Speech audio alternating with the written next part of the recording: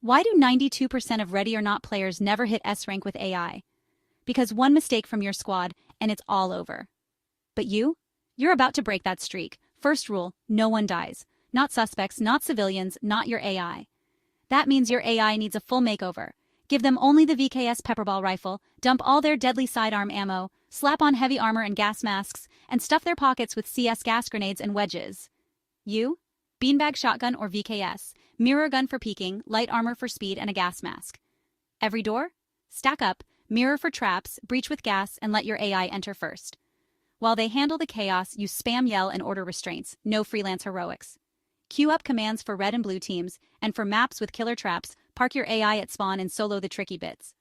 On Elephant, forget stealth, rush to save civilians. Last tip, never leave early.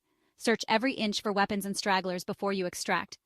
Follow these steps, and you'll S rank like a pro, with AI that finally acts like it.